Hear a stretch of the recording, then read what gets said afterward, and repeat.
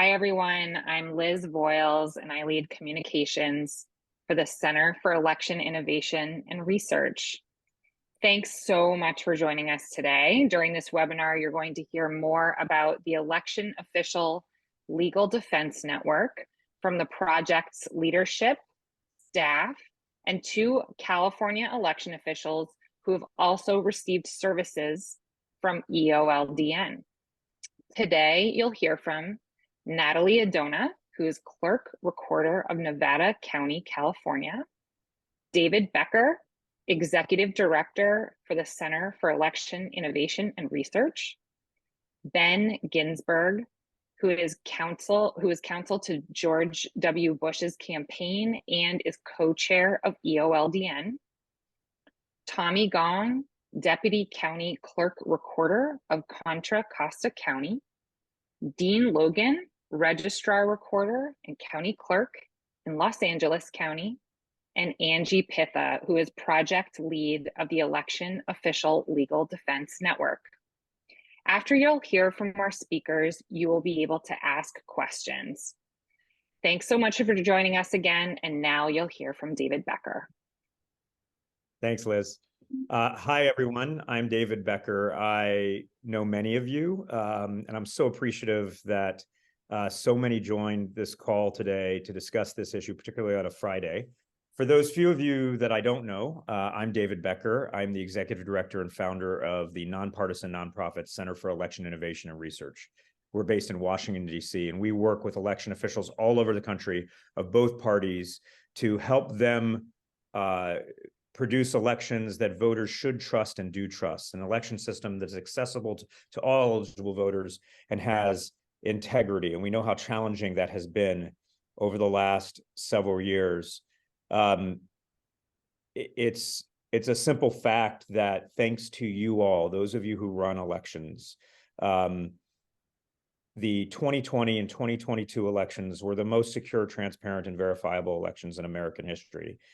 The fact that election officials all over the country were able to run an election that withstood so much scrutiny in 2020 without adequate resources in the middle of a global pandemic is one of the great achievements of the American democratic process, and something that I think all Americans should take great pride in. But I know in my work, what I found is as I've gone and spoken to election officials all over the country and other people in the field, we've seen that the last more than 1,000 days has actually resulted in a different reaction from some in America, where election officials have been subject to an incredible amount of disinformation, have been subjected to threats and harassment and abuse for more than 1,000 days now, despite the fact of their success. And this troubled us at CEIR and led to the creation of what we call the Election Official Legal Defense Network to provide support to election officials all over the country as you are trying to run elections and give voice to the American people and are still facing ongoing threats and probably will likely continue to face threats and harassment through 2024. I want to thank you all for all that you're doing. I know that most people in the United States don't understand how elections are run and don't understand that you don't show up on the Monday before a Tuesday election and just put on an election for everybody, that you're working 365 days a year, often very long hours, often underappreciated.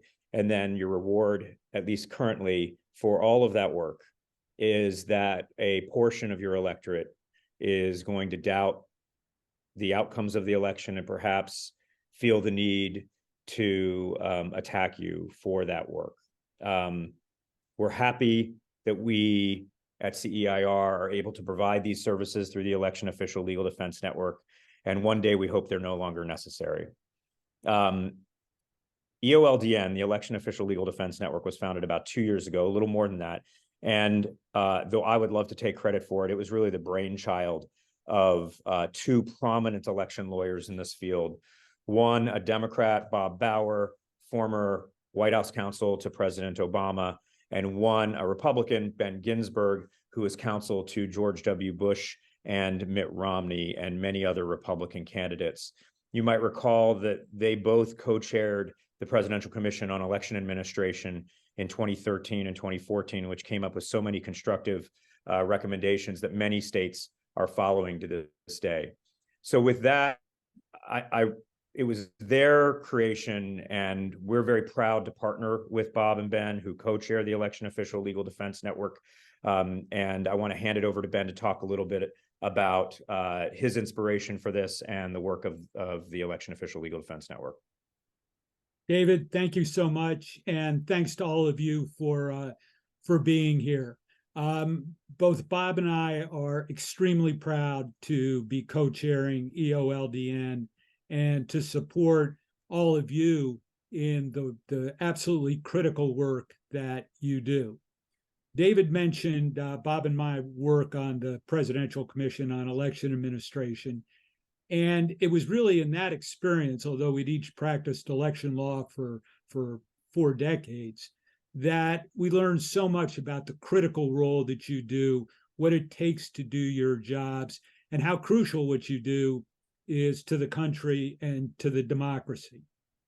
EOLDN was born in the wake of the 2020 election, and all the unprecedented things that you all as election officials had to go through, getting into the line of fire just for doing your very crucial jobs.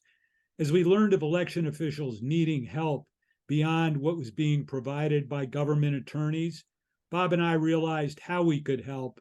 And with the great work of David and his team, we spent the last 2+ years recruiting lawyers to be able to provide election officials with pro bono representation in your times of need. Nearly 24 nationwide and regional law firms have signed on to help.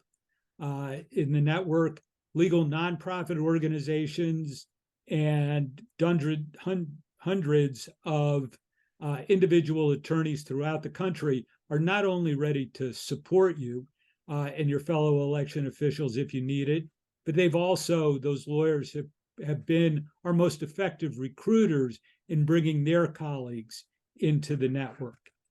Bob and I, as I said, are so proud to co-chair this project along with David and CEIR. And if there's one message that Bob, David, and I want to leave you with, it's that if you do run into legal trouble and you need help, we have your back. So please do not hesitate to call, and we are standing by to help. And so with that, thank you again. Look forward to answering any questions you have at the end, but let me turn it back to David. Thank you so much, Ben. And thank you for your leadership and for Bob's leadership in these issues. Ben's exactly right. We and others have your backs if you ever need it.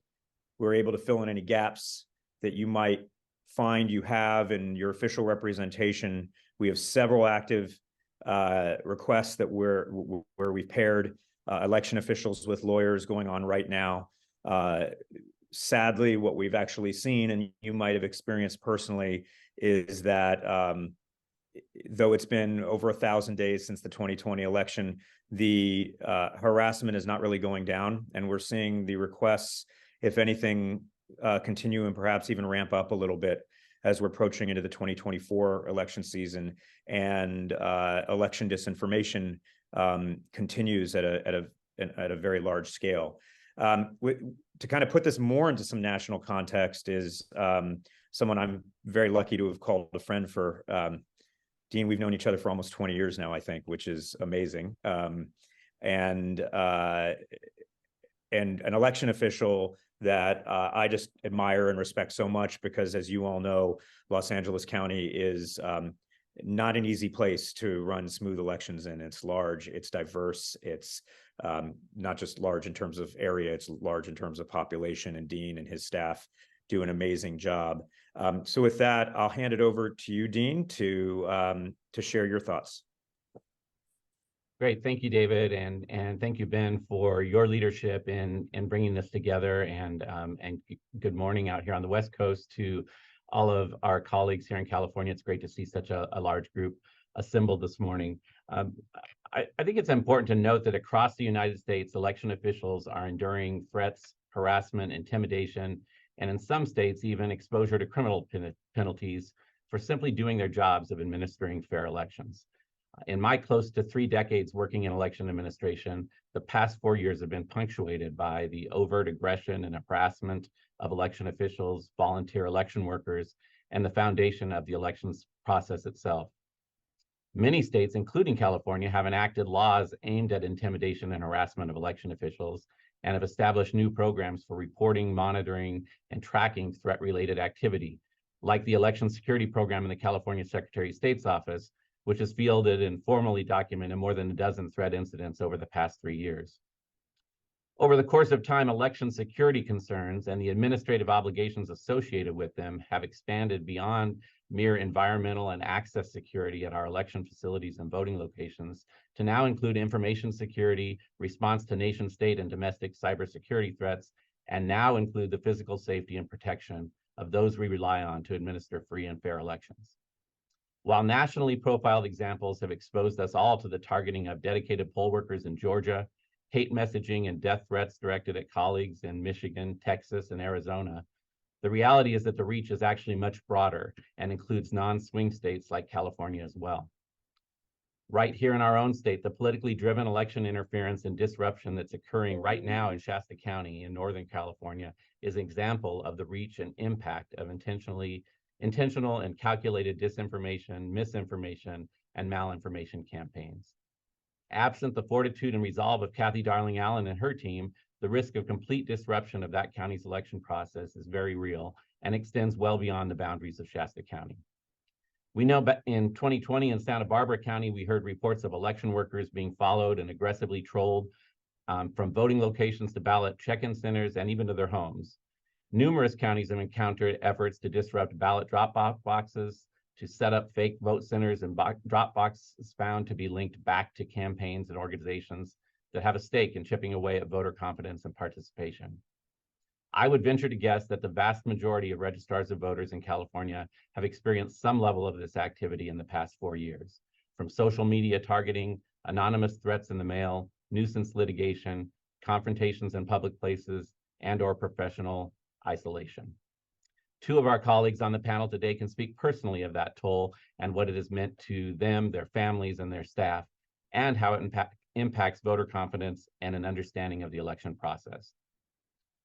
The tactics associated with this activity are not limited to a single party or political persuasion, and I think that's an important point. It is actually an established approach and strategy that's too often employed by default in response to dissatisfaction with election outcomes or the mere anticipation of loss of an election. My own experience with multiple demonstrations and harassment outside my residence were spurred on by left-leaning activists adopting much of the same rhetoric and talking points as those on the right, questioning the outcome of the 2020 presidential election. Frequently, officials are left with inadequate resources and support to respond to or distance themselves from this activity, in some cases being subjected to related activity within their own jurisdiction and governance structure. Too often, response to these activities and incidents is inconsistent, feels incomplete, and is left unresolved. Legislative programs to redact home addresses and personal information about election officials make a strong statement, but for most officials, unless they can relocate and restrict their activity, that information is already exposed and available, and the more organized and sophisticated groups know that. Increased awareness, reporting, and response protocols from law enforcement are helpful, but often not timely and are mired in technicalities associated with threat assessment and competing demands with our criminal justice system. And that's why the Election Official Legal Defense Network is so important. The benefit and value of EOLDN is that it offers direct assistance to election officials to sort through the complexities of threats, attempts to influence, intentional disruption, and acts of intimidation.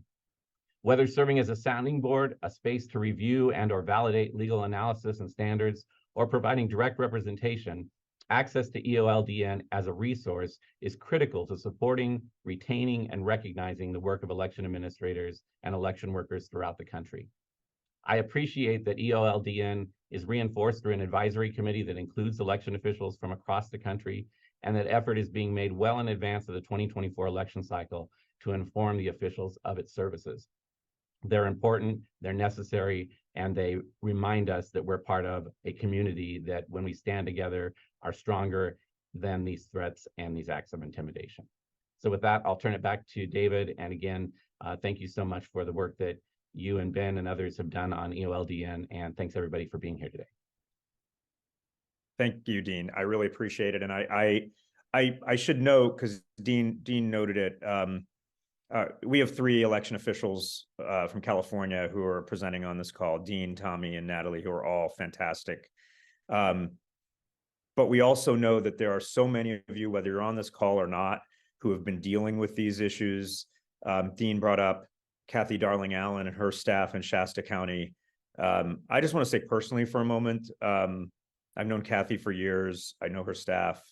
And so many of you whose stories I don't necessarily know, they're an inspiration to all of us.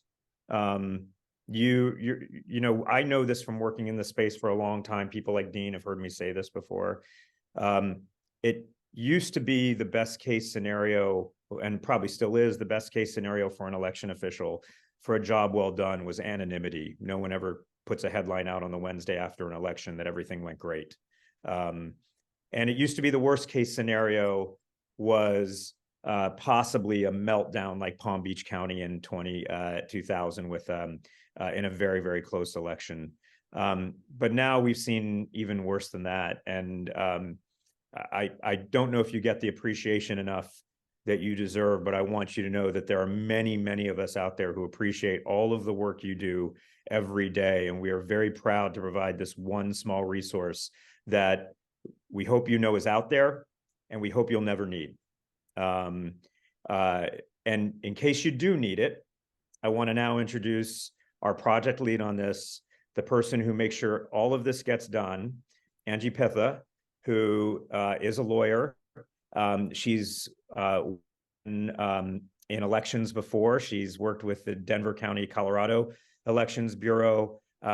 She's been incredibly valuable to us in terms of making sure that we have all the attorneys we need to make sure that all of you know how to easily make a request for assistance if you ever need it, and is a much better person than I to describe all that. So with that, I'm going to hand it over to Angie to tell you all about how EOLDN works and what you can expect if you ever need it. Thank you so much, David. I appreciate the kind words. And I want to also thank Dean for giving a very, and I appreciate your kind and thorough introduction of EOLDN and, you know, what we've been able to do so far with the community of elections throughout the entire country, and what we are looking forward to doing more of in the future. And that's why we're having this webinar today with you in California as well as Hawaii. Thank you so much for joining us. I am joining you from an American Bar Association conference in Kansas City, Missouri, where they're having a section meeting, and it happens to be solo attorneys, small law firms, and general practitioners. And to make this audience even more ripe for us, they put a panel on their agenda which deals with threats to the rule of law that undermine democracy and elections, and how lawyers can and should support and protect those efforts. I was able to speak to this panel this morning, on this panel, I should say, to this group of attorneys, and as is common, received immediate interest in joining the network and learning more about how they could support all of you and across the country. I'm pretty sure that as a result of this morning, we have new partnerships, more opportunities, and more signups for the network. So to echo Ben's remarks about how we've been growing the network over the past 2 years, this morning is another wonderful opportunity to address the legal community and let them know how they can help us out. And so with that feather in our cap, and that should pan out wonderfully well, I'm now going to dive into how EOLDN works. This is how you and your colleagues can ask for our services if you ever need them. There's 2 types of services that we provide. The first is legal help. The second is communications help. To speak first about the legal help, EOLDN and our volunteer attorneys and law firms are standing by. They have joined the network and they are ready. We at EOLDN are ready to connect you and election officials, poll workers with these attorneys who and law firms who have joined the network. We will connect you on an individual basis and match you with someone who can provide advice and assistance to help you with your issue and your challenge. The second service is communications help. EOLDN can also connect an elections office to a communications professional. This service is also free of charge. Actually, to back up, I don't know if I mentioned, the law help is pro bono. So these attorneys have agreed to donate their time pro bono. And it's the same with the communication service. It's free of charge for election offices. And this service helps election officials address issues related to elections or to election administration on behalf of their county office or agency. This type of communication support could include ongoing communication strategy advice during an election or message development about the election. For example, a response to mis, dis, and malinformation about elections, or an attack on the integrity of your elections. Finally, we can help with providing help with rapid response and media relations through this communication service. EOLDN services are available to current and former election officials, regardless of whether the official is paid or unpaid. To put it another way, whether they're a staff or a volunteer, whether you work full-time in elections or whether you worked one day and you have a problem. Also, regardless of political affiliation. As a public charity, CEIR may not participate or intervene in any political campaign on behalf of or in opposition to candidates for public office. How does the process work? It's quite simple, and we hope that people will continue to take advantage of reaching out to us as we have helped dozens in the past. If you or any of your colleagues have received threats or been harassed, or if you're facing efforts to undermine your official duties, and you'd like to seek out independent legal guidance or communication services at no charge, you can submit your request at EOLDN.org, and that is a mouthful, and we will follow up with you right away. From there, we'll assess what you need and how we can help you. When you visit EOLDN.org, because that is what we'd like you to do, and hopefully you already have, I also encourage you to sign up for our monthly newsletter. This newsletter will provide EOLDN updates and ways to contact us should you need us. Thank you so much for your time. And now David will introduce our next speaker. Thanks, Angie. So again, the big message is there. It is free for either legal or communications assistance. The lawyers are pro bono, recruits who volunteered, and the communications professionals are people who've been retained and are ready to serve you for your needs. And it's really easy, free and easy, EOLDN.org. And I think someone who can tell you a little more about that is, again, someone, Natalie, I just thought about how long we've known each other, and that was a little disturbing, probably more so for you than me. But I've known Natalie for, I think, over a decade now. I just can't say enough about how much she's contributed to the entire elections field, and how thrilled I am that she's now serving as the Clerk-Recorder of Nevada County, California. With that, I will hand it over to you, Natalie, to tell about your personal experience. Thank you, David. I appreciate your support over the years. I appreciate, all that you do for our community. Hi to all of my colleagues. Thanks so much for participating. I'd like to share for just a couple of minutes what my experience was like sort of interfacing with the pro bono legal service offered by EOLDN. And, I think some of you know, but not all of you know, just, sort of the wackiness that I was facing here in Nevada County in the months leading up to my election. But before I do that, I do want to make clear, first of all, that, I have a county council here in Nevada County that is very supportive of our office and all of our offices, regardless of whether, the office is led by an elected or an appointed official.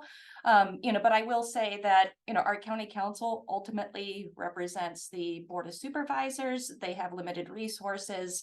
And, so at the point of time when I called, it was really to get a second opinion and to, potentially supplement what county council was already offering to us. So, my troubles, sort of began in January of 2022, sort of based on my staff's request that we implement a COVID protocol, and we had a group of extremists who were, sort of very unhappy about that. It led to us getting a restraining order against one of our citizens, and it sort of cascaded into this multi-pronged effort to harass and intimidate me out of my job. And it wasn't just because I was running for Clerk-Recorder. It really started to interfere with my everyday duties. I could not do a whole lot without this group going to our board of supervisors, going to the news media, going everywhere that they could to publicly badmouth me. And, on top of that, we sort of had these events called Jericho walks around our building. If you don't know what a Jericho walk is, I would suggest that you look it up. It is, quite intimidating experience. And, it really started to have a profound impact on me professionally and personally. I don't know if you've ever had a panic attack before. I never had until this period of time. And, it sort of really distracted me. I could not really make any speeches or go anywhere in public without somebody approaching me and telling me what a horrible person I was, and having, our observers sort of flock to our office. I think a lot of the rhetoric led to a incident at my home where someone was lurking around my house.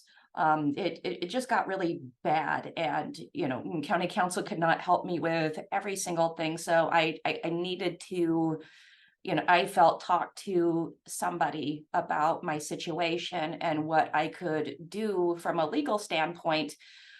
So, after talking with David, I went ahead and filled out the intake form. The intake form is really easy. It is really just your name, your contact information, and a short description of the incident.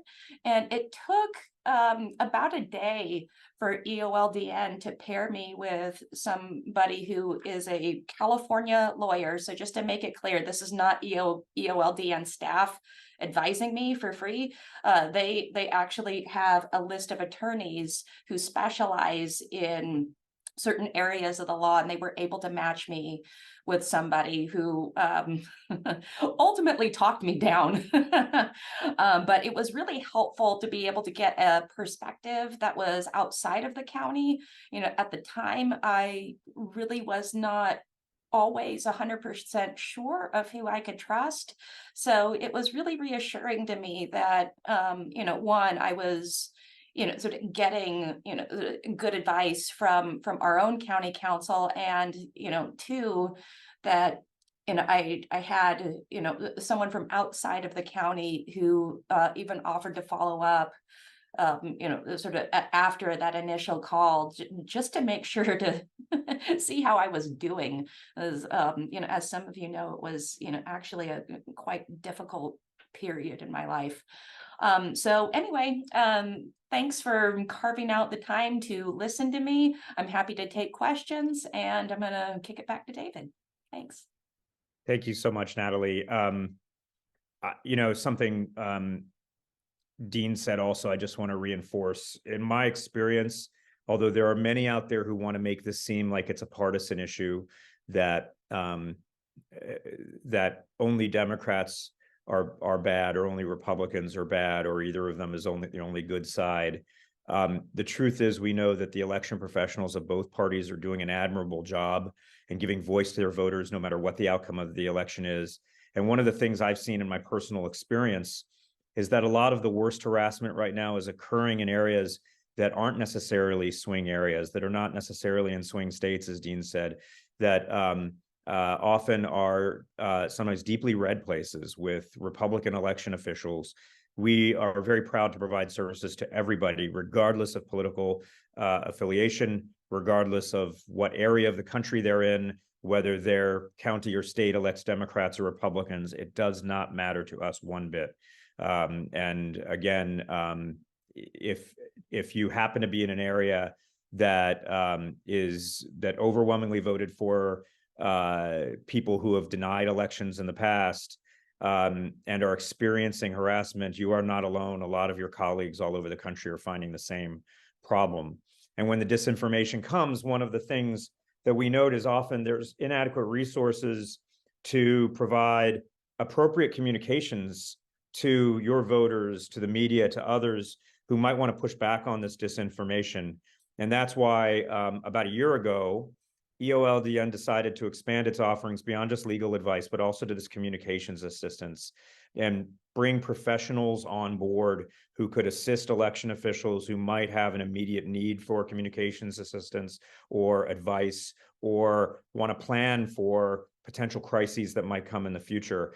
And one of the very first election officials who took us up on this offer is Tommy Gong, who you all know is in Contra, Costa County.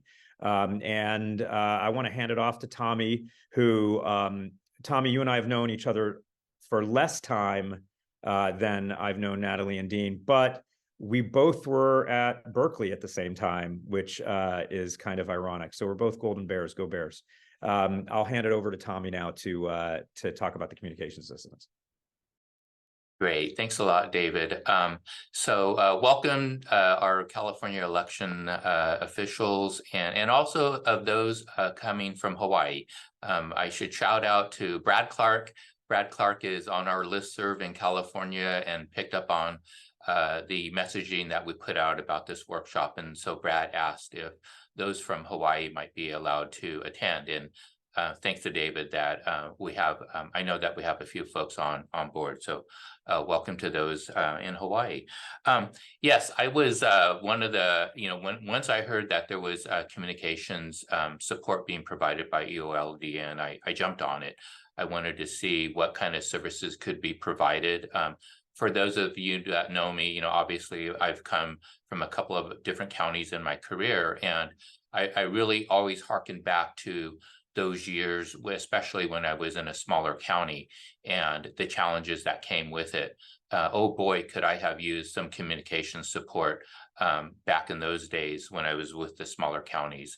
So I reached out to EOLDN, and within 24 hours was provided an introduction to some communication professionals, which we set up a virtual meeting, and it kicked off with it started off with a review of our materials, our media plan, our press releases, our fact sheets. Even our logos were given some feedback on to us. It was great to have someone look at it from a communications lens of how effective our messaging, the terminology we use, how they can be carefully crafted for public consumption and for those in the media.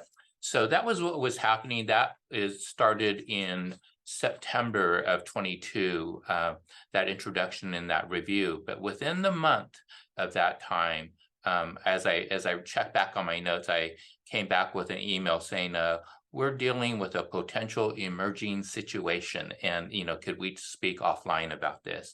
And so Contra Costa uses a poll worker management system, and there was a situation during that election cycle where a local DA's office decided to indict the president of the poll worker management system that we actually utilize.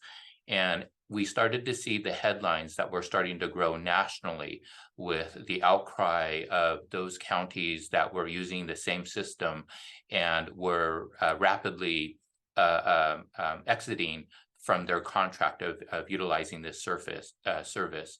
We started to look at it from our standpoint, and we didn't have a backup plan, and we communicated with the vendor. We saw no need for to exit out. And so, but we were struggling with this. We were struggling of when or if we should approach the media about it, because we could see what was happening across the nation. And so we were discussing it with the communication professionals. I should also mention during this time that some communication came to some of our poll worker staff and asking the staff if we were intending to, if we were using that system and if we intended to continue to use the system, and of which we indicated that we were. And actually that communication ended up on Truth Social. So there was a bit of an email campaign that was coming to our office as a response, and even some that were, borderline threatening messaging. So these were all things that were happening. But in discussions with the communications folks, the one thing that we were doing, for those that know what we were doing in Contra Costa, we've been leading the efforts of the coalition for the Bay Area election officials. And we've been very open and transparent with our communications of really trying to build that public trust with in the community. And it was just great having some additional people to help us make our decision. And they were saying to us that, because we have made such strides with our openness and transparency with the public, that we're going to destroy this goodwill and credibility if we don't get out in front of this news story. And so because of that, we decided that, okay, we're going to reach out. They recommended that we reach out to a few TV news reporters and newspaper journalists who are trusted, folks that we feel that could give us a fair shot, a honest story about our situation. And in this way, we were able to set the narrative before news was going to hit, and we would have to react to it. So as a result, they helped us complete a communication planning outline, talking points, and the use of terminology of how to communicate again effectively with the public. And what had happened was, we actually did have it was happening at the same time we were conducting our logic and accuracy test. So of course we always invite the public, the media, to observe that. So at the same time, after the LNA test, we had an interview with a couple of the news reporters about this particular issue.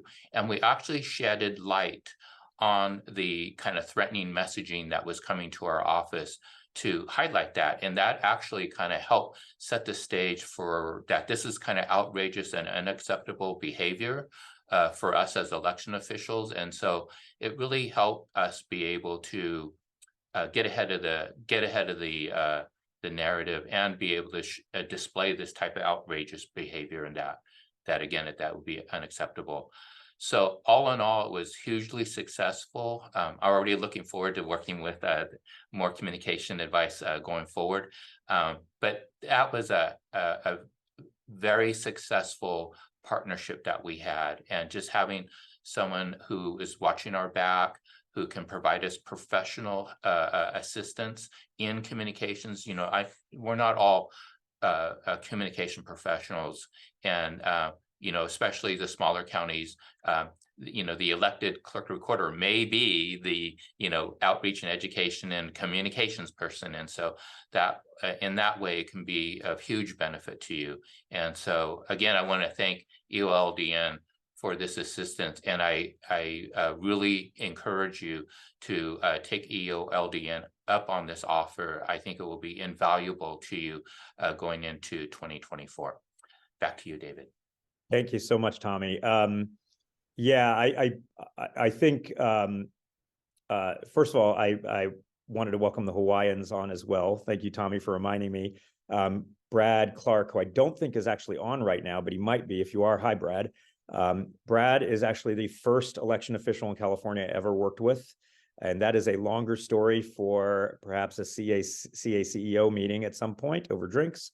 But I'm very glad the Hawaiians could also join, although I consider myself a proud displaced Californian. I would like to one day be a Hawaii resident as well. So the things you should really take away from all of this as we head into questions and be thinking about them, and feel free to type them into the Q&A. EOLDN offers legal advice, pro bono. It offers communications assistance. It is free and easy. And it is EOLDN, which stands for, if you forget that, it stands for Election Official Legal Defense Network, EOLDN.org. Check out the website. You'll see it's very easy to navigate, as Natalie talked about earlier. So with that, why don't we open the question? Liz, if we get any, you bet. Feel so free just to remind, sorry, David, just to remind folks, you should hover your mouse over the bottom of your screen, and you'll see that there's an option there for the Q&A box. We're going to be answering questions from the Q&A box, not from the chat. So use that Q&A box. We've got our first question from Mike Fong from Santa Clara County. He's asking, how are EOLDN's services different from the designated county council, David? Yeah, I'll take that first. So ideally, your county council and the legal advice you're getting from appropriate authorities serves all of your purposes. We certainly hope that's the case. We certainly hope you never have need of EOLDN services, but EOLDN services are offered to fill in the gaps. If you ever find that there is a problem getting adequate assistance from your relevant council, or as we've unfortunately heard in some cases where county council or your county boards who usually govern the county council are part of the problem or contributing to some of the harassment or abuse. And it may be you want to get some side advice about what your rights are, what you can do about it. So this fills in that it's supplemental to that. If you're finding that you're being adequately represented by your county council, there is no one happier about it than all of us here at EOLDN. That's exactly how things should be working. But if you ever find yourselves with a gap, or you're wondering if you're really getting the advice you need, or whether county council is contributing to some of the harassment, or the county board that governs the county council, EOLDN is there to fill in that gap. Ben, I don't know if you have any additional thoughts on that. Well, I think we've seen instances where the county council may be conflicted because, as David said, there are times when the board is putting the election official in a rough place. The county council ends up trying to represent the board and the election official, and that's where the conflicts come in, where EOLDN can help. Okay, our next question is, I don't have an issue right now for EOLDN to address, but I would like to let my colleagues know about EOLDN so that if they have an issue, they can take advantage of the services. Is there a panelist who would like to talk about how someone could spread the word about EOLDN to their colleagues? Well, one way you could do it is to sort of refer to the spreadsheet that I had sent around to the membership not that long ago. You know, I had sort of mentioned I knew a lot of people, including all the great people here, and there are a number of resources that are helpful to our cohort. And, you know, within those resources, EOLDN's sort of communications tools and, you know, other services that have been brought up here today are part of that. So you're, you know, more than welcome to share that out. There's also, and I think that, you know, Angie may talk about this in a little bit. There are downloadable flyers that you could hand out to people or include in, you know, your publications if you thought it was appropriate. And that part of the website is part of that list of resources that I circulated to everyone as well. Yes, and I would just reiterate, our newsletter is our #1 way, and our, repeated, dependable way that we are reaching out to our community over and over on a monthly basis. And each newsletter has the information on how to contact us. And it's also there for attorneys. So if you have attorneys who you think might be interested in joining the network, there's information about that in the newsletter as well. So that is certainly one way to make sure that you, as well as your colleagues, are in the loop as to what we're up to, and then how to contact us. And that will hit your inbox on a regular basis. Okay, sorry, go ahead, David. Yeah, I was just going to say, everyone who's on this call, I believe, is going to receive a follow-up with links to a toolkit that will help them navigate this. It provides some social media tools, some promotional tools for your offices. That toolkit is a great one-stop shop for a lot of this stuff. I think we've said this before, but I want to reiterate, this is not just for, registrars and clerks, recorders. This is for staff in an office. This is for poll workers. The communications assistance is probably something that's more organized. Hopefully you all know about that when that's coming to us, but especially the legal advice. We want anyone who's providing the crucial services around election administration and performing a crucial role to have access to this if they need it. Unfortunately, we live in a world now where even poll workers sometimes are being harassed or doxxed, and we want them to have access and not have to go out of pocket just to protect themselves and their families. Okay, the next question, possibly for Dean or David. Are you seeing new or different threats towards election officials as we head into the presidential election cycle? Yeah, great question. I think some of that is dependent on what activity is going on in what location. So if you think about what's taking place in Shasta County, I think that Kathy and her staff are certainly subjected to that type of activity now, and that's related to the prior question of where a lot of that is being generated from within county government. Unfortunately, Kathy is an independently elected official who was reelected with nearly 70% of the vote in her county, so she has a base of support, but within county government she's not getting that base of support, and a lot of misinformation is being spread there. So I think in situations like that, you're seeing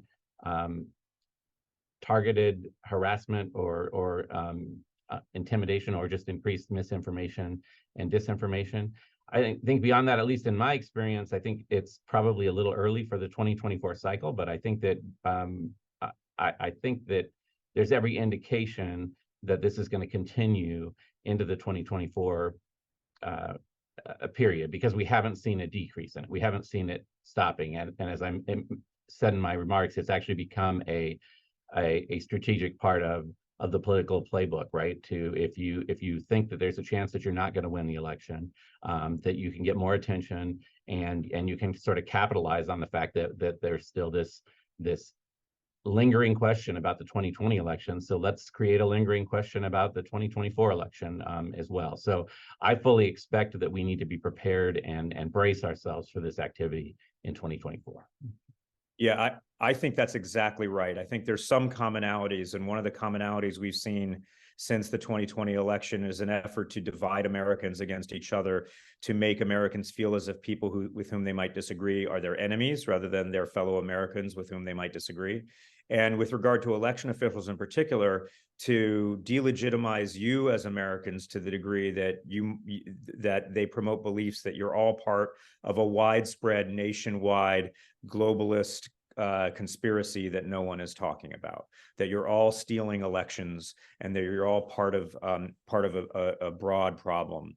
This is part of a strategy that actually has been going on for decades, but was never successful until recently. That really was promoted by authoritarians overseas, were promoted by Moscow and Beijing and Pyongyang and Tehran, to try to get Americans to turn against each other, to weaken us as we were such a strength around the world. And sadly, what's happened over the past few years is we as Americans have been doing it to ourselves quite successfully.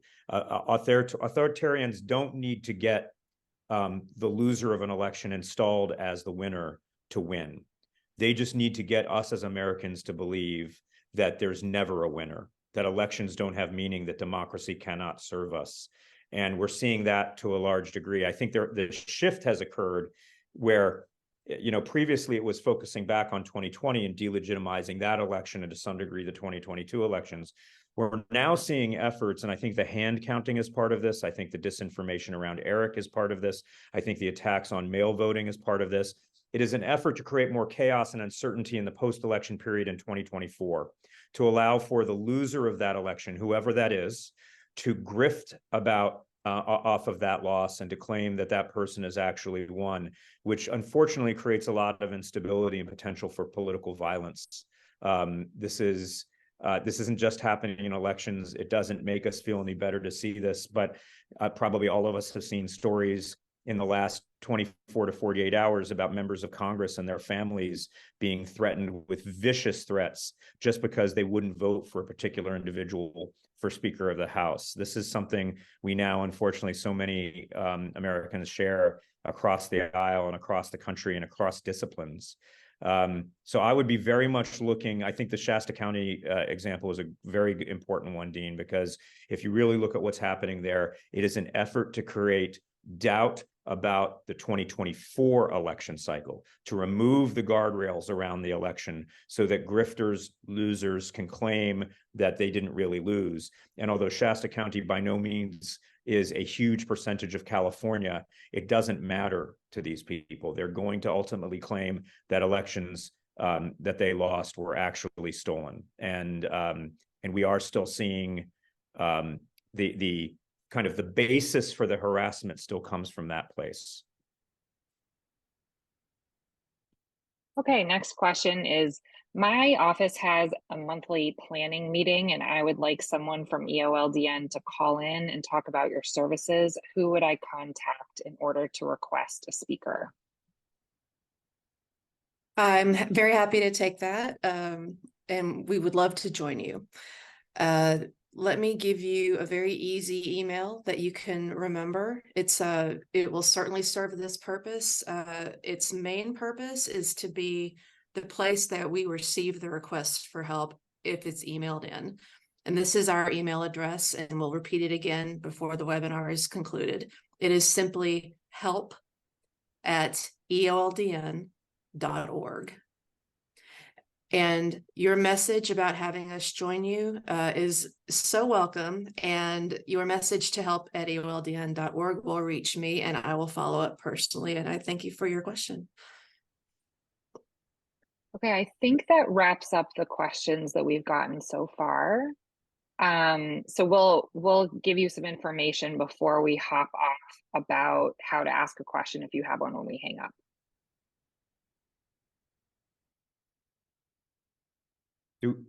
Liz, are we expected to give final words, or are we giving a last question opportunity here? There we go. I think it's just final words. We're almost out of time. Okay, there's the help@EOLDN.org, EOLDN.org again. You can also go onto EOLDN.org on the web and get all the information you need.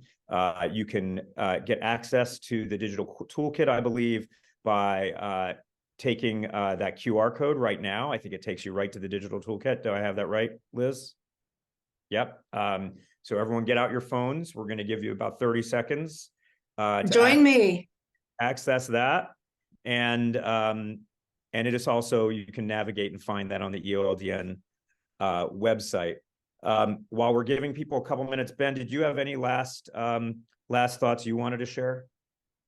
No, just thank you again for any help you can give to spreading the word about EOLDN. I know it is going to be a difficult cycle for all of you. You'll have to handle things like a flood of public records requests and requests for hand counts and things like that. you need to be able to concentrate on the business of your offices to be able to put on the election.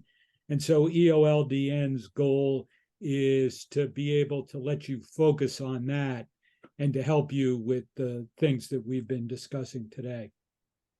Yeah, thanks, Ben. One other thing I wanted to add, and I say this as a lawyer, I hope all of you have better friend groups, that you don't have a lot of lawyers in those friend groups, but I suspect many of you know lawyers. And again, my apologies, we're awful human beings, but we would love to have you reach out to your friends who are lawyers and tell them about EOLDN, and have them volunteer. There's an easy way to do that if they go onto the EOLDN website. Their help. You do not need specific election law experience to be an EOLDN lawyer. Most of the requests we have are not about election law. That's exactly what county counsel is really good at advising you all on. It's about things that you might have an urgent need to protect yourself or to deal with some form of harassment that you're not sure about. And these are people who come from a variety of disciplines and will find someone with the experience necessary to give you some advice who's licensed in your jurisdiction. So please spread the word to your lawyer friends, and we'll get more folks signed up for the network.